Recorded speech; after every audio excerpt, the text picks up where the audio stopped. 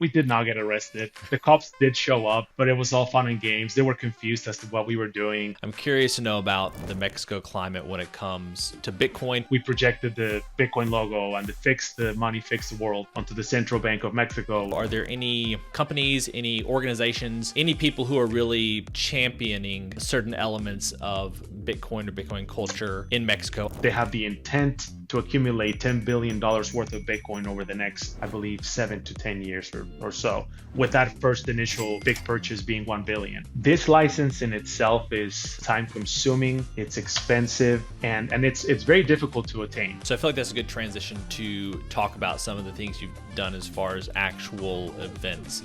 I know you have stuff coming up. We did announce a Bitcoin Lightning Payments tour. So we're going to tour the country in a cargo van, giving free coffee, but the condition is you need to have our app, and then we'll do a Lightning transaction. So a lot of people are going to be using Bitcoin for the first time in their lives.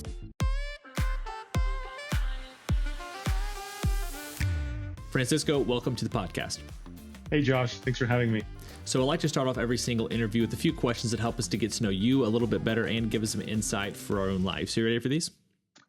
Let's give it a go. Question number one is this: when and how did you first learn about Bitcoin? Yeah, unlike us trying to orange pill or educate Bitcoin into a family or our parents, grandparents, or uncles, it was actually my dad who started talking to me about Bitcoin in 2012. And he said, hey, son, there's this technology. He was more for the technology and the cyberpunk things of, Bitcoin. He's an engineer, so he really liked the math behind it and 100 million Satoshis per Bitcoin. Like, he was fascinated. And he pretty much said, hey, I would love for you to kind of join me into this exploratory phase. And I disregarded it. I said, Dad, this is a scam. Forget about it. I honestly ignored him for 6 months before he brought it up again. The second time he brought it up was more of a, hey, just at least help me, because you're younger, so you are more technology inclined. I would just maybe ask you to help me get some, maybe. And then honestly, I kept pushing him. In 2013, he said, okay, fine. Just let me get a little bit or help me get a little bit. And I think you should watch this guy, which at the time, was one of the only people talking about Bitcoin, the Keiser report, Max Keiser. And so I did, and I thought, oh man, he's something else. I mean, if you know Max, he's highly entertaining, highly energetic, but I liked it. And from that point on, you know how it goes: podcasts, books, obsession, finding out not just about Bitcoin, but the financial system, how it's broken, and inflation, and that's really the TLDR. It was my dad who originally said, look into this. I feel like there are some other stories like that, but not many. Jack Mallers comes to mind, where Right. he learned about it from his dad, which is really cool. It's sort of interesting because sometimes, and as you get later on in life, you're less likely to do this. But if it's coming from a parent, you might be like, I don't know if you really know what you're talking about. And at the same time, a parent can feel that way about their son or their daughter, or whoever else.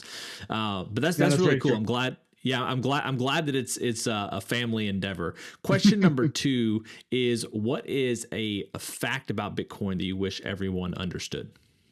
Mm-hmm. Through the years and through, I guess, my personal journey, I was born and raised in Mexico. I live in Austin now, but knowing the culture, I have noticed that one of the hardest things to understand, and you don't need to understand it from the get-go, is the scarcity. I mean, that's a big one. And if I were to just maybe give you one quick one, is the fact that it's very easy to have. Obtaining a Bitcoin, or not a Bitcoin, but obtaining sats, a fraction of a Bitcoin, is very realistic for most people. You don't need to have a whole Bitcoin. And once you have that, as we know, you can use it at any time worldwide. There's no restrictions. There's, of course, a process of wallets and all that. But having 100 sats just to get going is something that I think most people still don't know out there. That it's as easy as joining a rewards platform like ours or others that are amazing and have done a lot of incredible applications and educational elements to it. Question number 3: what's the Bitcoin resource you most recommend to other people? hmm this has changed over time. I think for me personally, the one book that I notice gets people interested because it's easy is The Bullish Case for Bitcoin, Mm, and it's available in Spanish too. It's a simple read. It's, I mean, as you know, it's a short book. The interest typically awakens a moment of, oh, this was cool. So is there something else?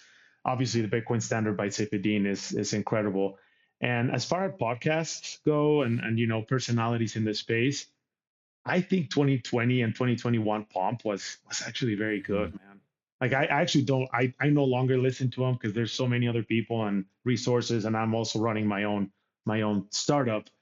But if people could get a hold of 2020, 2021 Pump content, of course, Peter McCormack's content was great because there's still not that much at the time.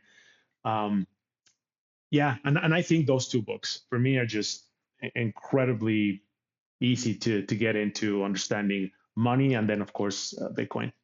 mm. Beyond Bitcoin, what's a resource, tool, or idea that's been helpful to you or your work at Yopaki recently? Yeah, AI tools, man. We're a really small operation. Not too long ago, I was having a discussion with a banker who is trying to do things here in the Latam Mexico, and this person thought that we had 15 20 employees, and I said no, we have four. There's only four of us, Mm. and really that's because of AI. The amount of work we can get done through AI. Of course, the human input matters, and creativity still has to be there, but AI tools have been incredibly resourceful.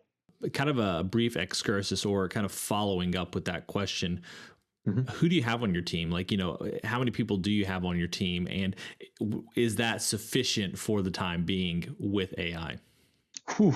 Yeah, that's a great question because at times, certain weeks, it feels like it's not right. Sure. Scaling it to the level where we want to be, it's definitely we need 15 20 people. But yeah, so currently it's myself, and I mostly run operations, marketing, strategy, vision, products. My co-founder, CTO, Carlos, who's also Mexican, he does live in Mexico, but ironically, side story, we did meet through people in Austin, which is, Mm. small world. Yeah. He's in charge of the whole tech stack, and also some of the regulatory aspects that we have to deal with here in Mexico. And two people, we have two developers that report to him, and that's it. That's the four of us. To answer the second part of your question, yeah, it's not, no, it's not enough. Right now we're maybe working at the capacity of three for one. Sometimes I do Mm. feel like I'm three people on the same day between the posting and playing social media manager and yeah, writing on the blog and making sure that the copy and text on the upcoming release of our new website is going to be there, and same thing for the tech stack. But Mm. yeah, that's the current team.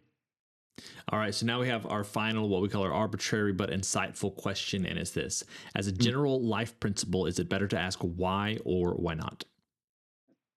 Ooh, that's a really good question. I'm gonna go with the why because I do like to ask why a lot. I already kind of do that. Um, Maybe with the why not, you understand why things didn't work out, but with the why, you can always dive deeper. But why, and why this Mm. and why that? Yeah, I Yeah. guess. Yeah. Cool. Well, we're here today, Francisco, to talk about Yopaki. I was at Startup Day, I think the first time that Yopaki presented. I think you Mm. ended up winning that year. I wasn't able to actually be in the presentation during that time. So I feel like I know less about Yopaki than I should. But I'm curious to learn more today, and obviously since then I've learned a little bit more about what you guys are doing. But could you give a brief overview of what Yopaki is and who it's for? To give you the rundown, because I almost feel like I have to give two different explanations depending on who we're talking to. Here in Mexico, we pretty much are looked as a fintech. So yeah, we can talk about Bitcoin all day long, but at the end of the day, you guys are a fintech, right? Mm-hmm. Now, for our industry and people that do know more about what we do or are understanding what's happening in the Western world, we are we're a Bitcoin neobank, right? And our primary purpose really is to onboard users into the whole journey of what it's like to be a Bitcoiner. So we're doing this through cultural gamification. We give them sats just by playing a game. And this game is something that already people know and love in Mexico. Like everybody, 100% of the population really knows it. The rest of the town maybe it ranges, 75, 80%. But in Mexico, everybody knows this game, which is like bingo, but instead of playing just the numbers, you might have seen it on social. We use Bitcoin memes. We use the Bitcoin white paper. We use, the Michael Saylor, the Bukele, and these cards rotate. So players go claim a card. If they match, we give them sats. And then from those sats, we take them to the next step of the journey within the app, which is using a wallet. A lot of our users have never used a wallet. Even the high net worth individuals have never used one. They know they exist. We partnered with Breeze to do this. So we're basically using their SDK, which is amazing. It allows users to, again, not have to do the channel management for beginners. If they want to get into that later, that's fine. But for the purpose of what we do is, here's your sats. Now transfer that into our wallet or really any other wallet if they choose to do so. Once they have those sats in the wallet, they can do a couple of things. So they can send them to exchange or they can use them. So in Mexico, they have the ability to transfer their sats into Mexican pesos. They can convert it within the app and they can send that straight to their Mexican bank account instantly. So they can either do that, or there are certain places here in Mexico that accept payments via those transfers. So let's say you go to the taco stand in the corner, you just take your Yopaki app, you've been playing Lotteria for maybe 2 weeks, you have enough to buy 2 tacos, you just ask them for their clave, and they don't even know it, but they're getting paid in Bitcoin. So if you just send it, boom, immediate settlement, they get their pesos in their bank, but I use my Bitcoin. We do have a list of upcoming products that are to be announced in August. So I will do a small tease, but we do believe that it's going to change a lot of the payments here in the country for the next couple of months. Next year, the World Cup is going to be held between the U.S., Canada, and Mexico. So there's going to be an influx of thousands of people flying in, a lot of them with the ability to pay in Bitcoin. So we want to make sure that we're prepared for that. And that's coming this month. So I feel like there's some sense about what Bitcoin adoption is like in El Salvador. A lot of people who listen to the show are going to be US based, although not everyone. Everyone kind of knows in their area what it's like, and generally speaking, it's slower than desired. I'm curious to know about the Mexico climate when it comes to Bitcoin. What's sort of the knowledge level, and what is the general feel of Bitcoin? Would you compare it to how things are in the United States? I mean, Austin's probably not the best example because there's more Bitcoin there than almost anywhere else. But how would you compare, kind of like, how does it feel in Mexico? I'm going to be completely honest because obviously, we're doing a lot of work and whatnot, but it's still early. I mean, there's still a lot of work to do. We do try to push not just our product. And by the way, on that journey, the ultimate goal for us is to get them to buy Bitcoin, right? So we also serve as an exchange. You can buy and sell Bitcoin from us. With that, and then the events that we do, yes, there is a sense of interest. The challenging part is that altcoins have really had still a big presence in the region because of the different tokens and the different promotions that other companies have had. Obviously, we're not the only exchange in the region, right? And there is a really big exchange that promotes hundreds and hundreds of different coins. So that makes it confusing for people. I would say if we had to maybe spread it out in terms of the adoption, definitely medium upper class and high net worth individuals either have some sort of allocation into Bitcoin or they're thinking about it. So that's where we come in, right? We do have also a white glove service where we help them, and you don't need to be an expert in Bitcoin, but to help you do that. Then you have the lower population, low class, or they have a challenging situation where they really forget about saving, and this is the case in El Salvador too. It's not just about saving in Bitcoin or any monetary currency. It's just about the day to day, right? It's just life. For these people, I think a lot of companies like ours and all the other Western companies have discovered that the story of the remittance is beautiful, but it still doesn't apply until there's boots on the ground, right? We cannot just announce that there's a technology available, go use it. That's just Mm-hmm. not enough. So yeah, there's still a lot of work to do, a lot of work to do. But the adoption in terms of the awareness of it, I would say medium, higher upper class, definitely aware of it, if not already allocating a percentage of their wealth into it. Mm. So you mentioned earlier that in Mexico you're primarily viewed as a fintech company. Is that just an easier way to introduce yourself to people? I guess maybe the question is, would you do the same in other countries, or is there something about Mexico where saying, "Hey, we're this fintech company, check us out," makes I a like difference? I like that question because it is very specific, or at least it's more targeted to Mexico. As we expand into the rest of LATAM, the story will continue to be fintech, but we can definitely speak more Bitcoin.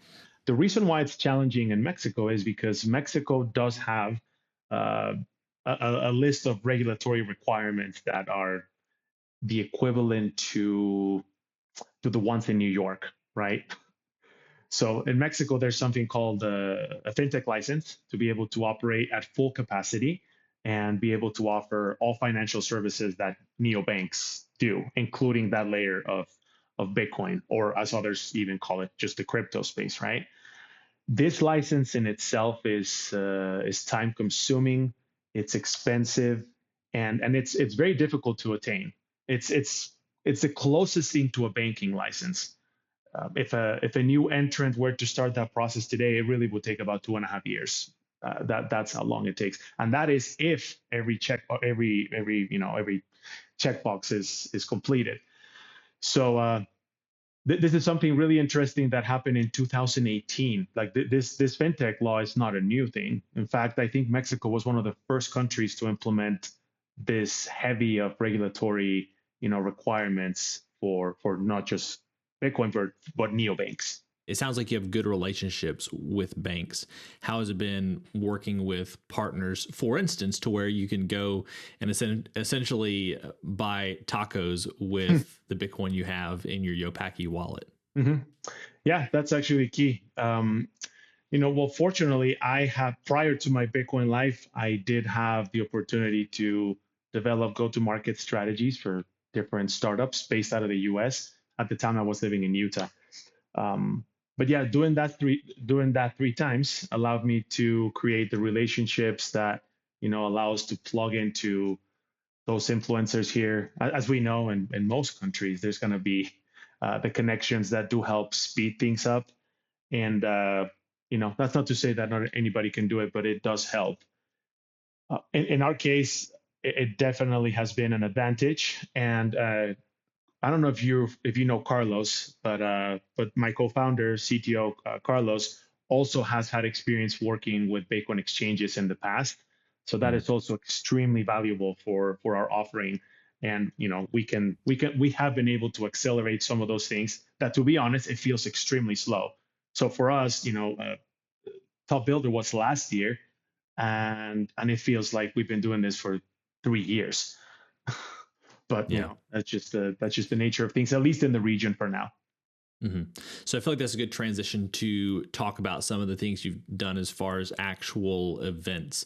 I know you have stuff coming up, but what have you done in the past, and kind of what are you planning right now as far as physical events go, and how have you found those to be beneficial, whether it's for Bitcoiners in the area or getting non-Bitcoiners actually interested in the asset? hmm Yeah. So for the first one, we organized what at the time we decided to call Mexico's first Bitcoin block party, and it was an invitation to really just come celebrate Bitcoin. Let's have a few panels and talks from people in the space of both Spanish speaking and American. So we actually had PlebLab participate. We had, I don't know if you know Dulce from the Libreria de Satoshi, Mm-mm. Lorena, who also has a big or has had a Bitcoin presence in the country. and we had someone from Bitcoin Beach also come and talk about the things that were happening. So we pretty much wanted to combine all the things we had seen at that point or at that time, but to kind of throw a little fun element to it and cultural, we did we did two things. One, we said that we were going to do something mischievous, and this mischievous act was we projected the Bitcoin logo and the money fix the world onto the Central Bank of Mexico, which a lot of Nice. people still enjoy. And sometimes through years, the story changes where, oh, did you guys get arrested? Yes, we did not get arrested. The cops did show up, but it was all fun and games. They were confused as to what we were doing.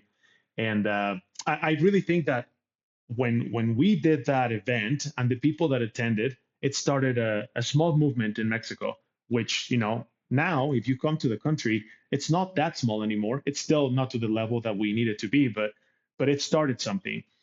And so we did that as the mischievous adventure. We had the panels, the conversations, the talks, and then we had a party, which in Mexico, just advice for anyone that's trying to do any type of event here in Mexico, you always have to do something with food and drinks and music. Like it's so connected to the culture that if it's misunderstood, you're just gonna miss out on making an impact with the population. And now we've done this two times. This is going to be our third year. This year, we're taking the event on the road, as we like to call it, and we're going to help a friend who's opening a Bitcoin space similar to like a PlebLab, but it's more like co-working and event center in Merida, Yucatan, which you're invited to come. This is going to be in October, and the idea is to once again do a mischievous adventure, which we cannot talk about right now, but there will be an adventure. And in addition, there will be PlebLab's not Top Builder, but Startup Day, where PlebLab invites newcomers into the space that are trying to build something, whether it's on Bitcoin or on Noster. And then, of course, the party that I mentioned, food, drinks, music, along the grand opening of this space is called the White Paper House, by the way. White Paper Okay. House in downtown Merida. Very cool. So I'm also curious, since you brought up PlebLab, I mean, I feel like you've been Yopaki's been a shining star coming out of PlebLab, and I'm sort of interested to know kind of your take right now on the builder space when it comes to Bitcoin. And there's a lot of focus these days on the governmental side of things, the treasury company side of things, but how do you feel like the ecosystem is right now as far as builders trying to build new things on Bitcoin? Yeah, that could be a hot topic for some, right? Um, personally, I'm of the idea that I just want Bitcoin to succeed, right? So I guess to answer the question of the builders and the treasury companies, and then of course you have Wall Street playing the game too now. I don't know if it's a hot take or not, but in perspective, if we really did want Bitcoin to succeed and become the world monetary asset, I don't know that we just thought that banks were going to disappear and stocks were just going to disappear, and then we all just wake up and say we were right and here's Bitcoin. I think it's a long process in terms of just, let's say, as a builder, right? Someone who's building a Bitcoin company, we do have to play by regulatory requirements that I honestly dislike. At times we have said, we're not afraid of regulators. In fact, sometimes we embrace it. I mean, that doesn't mean we like it, but we understand it. And there's different methods. There's founders out there who are super, super, super cyberpunk that hate the system. And for us, we understand the mission, but we can't do that if we want to operate in the region. As far as the builders go, I don't know when's the last time you were in Austin, but that's still happening left and right. During the summer is somewhat slow, but if you come after August through March, April, May, you see a lot of activity happening in Bitcoin. I work out of the Bitcoin Commons, or now Bitcoin Park, Austin, where on a day-to-day you just see Parker Lewis, you see Marty Bent, you see of course Carr from PlebLab and the Open Secret team building AI tools. It's a very collaborative environment where the conversations like this do come up, and it's really easy to ask for feedback or for even criticism that is harsh to push our product, or vice versa. I've given advice to others in the space. So someone you guys might know too, Jippy, who actually won this year. So I've been friends with Oliver now for a full year, and we like to help each other. Cascader as well, Jim, who runs a great AI company.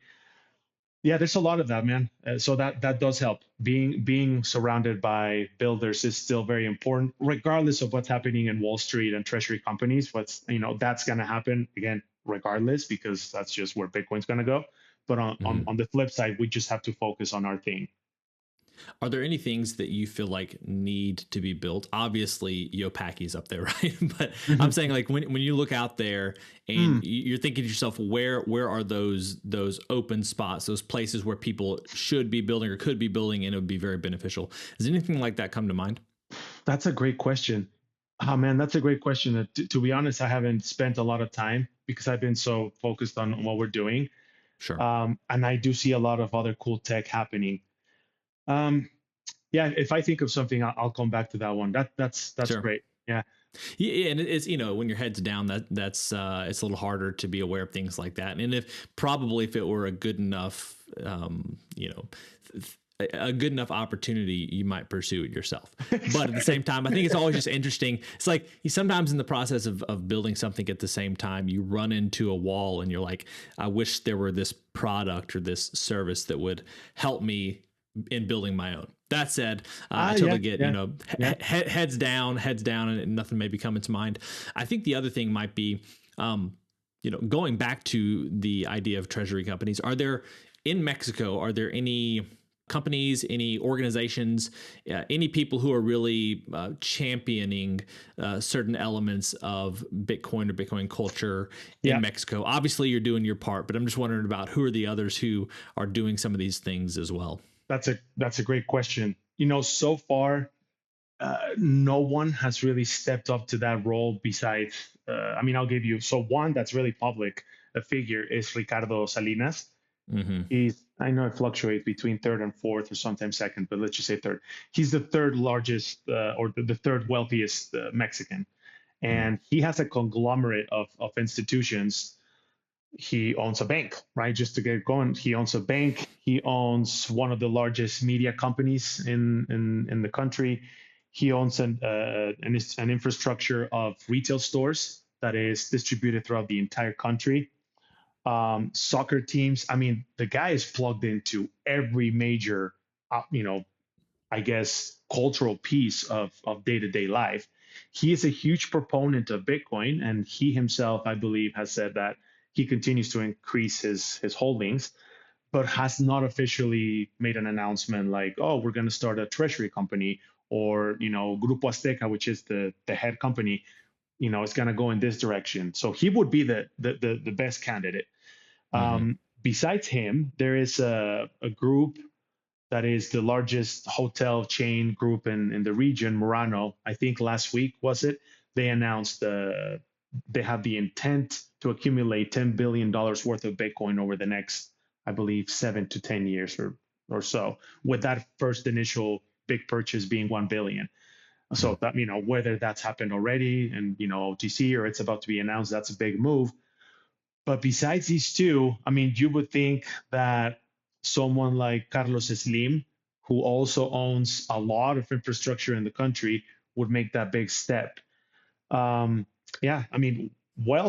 is very, very obvious when you're here doing business, but we're still waiting for those additional, people to jump and say, okay, this is it. I see it. And it's going to happen. We would love to be a part of that too, right? When there's an announcement of that, and we would love to say, yeah, we're working with them. Absolutely. Well, I appreciate you sharing about Yopaki as well as kind of the Bitcoin climate in Mexico. Do you have any final thoughts that you'd like to share with the listeners, and maybe even an invitation to go to a nearby and soon to be happening Bitcoin event in Mexico? For sure, man. And I appreciate this space. It's always fun to talk to like-minded people, and we had a chance to meet in person besides Austin, which maybe we didn't meet, but at the Bitcoin conference. So we actually didn't. Yeah. So okay. so you're not misremembering or forgetting, but it was good to meet you at the Bitcoin conference as well. It was great.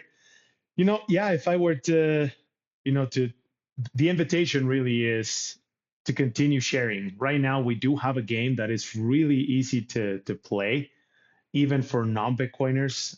We have people playing in different parts of the world that are not necessarily going to be our core market for the next year or two. And we still get amazing feedback from, oh my goodness, I just got this card. This is really fun. Thanks for making this, a possibility. And credit where credit is due. We were super inspired by people like Will Reeves from Fold. Once upon a time, I talked to him and I expressed, this is years ago, and I said I want to build something in Bitcoin, and the main thing he said is, hey, if you ever need advice, I'm here. So he's an incredible person. Keep downloading, keep sharing, follow us. We have a few things coming up that are going to be really fun. Not just from the technology side, which obviously is the exchange, but in terms of the way Bitcoin can make people feel, we're all about that. We want to offer unique experiences, unforgettable things that can be shared. We do have an event that we're co-organizing with PlebLab and White Paper House, and it's going to happen in Mérida in October. And then later on, there's going to be a conference by someone else that we know in December. So Mérida is going to be a Bitcoin spot at some point this year and in the next couple of years. Other than that, we did announce, and this is going to be also fun. This is more for next year. We did announce a Bitcoin Lightning Payments tour. So we're going to tour the country in a cargo van, giving free coffee. But the condition is you need to have our app, and then we'll do a Lightning transaction. So a lot of people are going to be using Bitcoin for the first time in their lives, and that's going to be also fun. We're going to be documenting that along the way. That's cool. Well, I hope that goes well. And will that be, I'm guessing, on YouTube, X? Where can people find that in the future whenever you come out with it? Yeah. Perfect. All of it. Yeah. All right. Francisco, thank you for your time today. It's been a pleasure. Thanks, Josh. Well, friends, it's a wrap. Thanks so much for listening to this episode of the Bitcoin Playbook. If you want to reach out to either me or Francisco, you can find those links down in the show notes. If you want to see how Yopaki is shaping Bitcoin neobanking, check out yopaki.com. As always, keep building, keep growing, and until next time, keep living and leading well.